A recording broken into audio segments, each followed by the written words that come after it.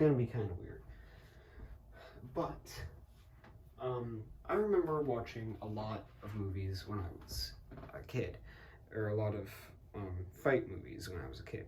And sometimes, like when Bruce Lee fight scenes, or recently in Shang-Chi in The Legend of the Ten Rings, they use a shirt or a jacket or whatever, and like they like block people's punches, they tie people up with them. I'm like, no way does that actually work, because no one's hand's gonna stay out there like this post. And then I learned they don't have to. Speed is a lot faster. You can go a lot faster, and it actually works better if someone is inexperienced. So let's use my dummy that I use for dodging for boxing practice. So this is the wire. This is the punch coming at you.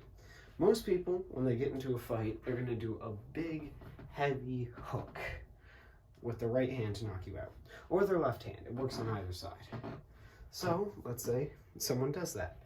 I always thought it would be ludicrous to be able to wrap up their hand, until I figured out it's not. It's really easy, and now you have complete control of that limb.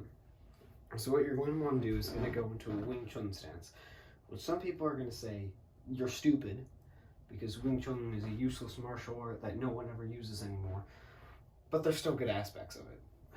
So go into your Wing Chun stance with one hand at your elbow and one hand out straight.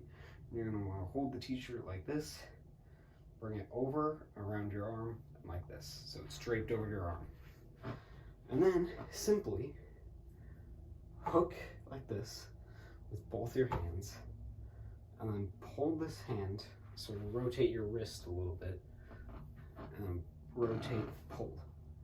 And now you have their arm, which is pretty ineffective if you've only been practicing for like 3 hours doing this, but once you get good at it, it takes like 2 seconds. And it would actually be easier on a human, because humans are not tapered sticks, and human punch goes like this if they're inexperienced, or like this if they're left-handed. And in both case scenarios, their hand is moving into the fabric. So, say their punch was coming right here, I would step back, around over the top, and then I'd hook around, bring it up, and tie. And I have a nice little knot. So if their punch was moving, then it would be easier to just wrap it around and pull their hand back, so that way you get them into this. Now once you're here, you're kind of screwed. Like, sure, you've wrapped up their hand, but like, if my hand was wrapped up courteously by my stick, like I can still cross and do that, but this is my left hand. I'm just doing this for convenience. Like, I could still jab, punch, but since they have their hand, and that's where the cross is coming from, or their jab is coming from, I can move their arm.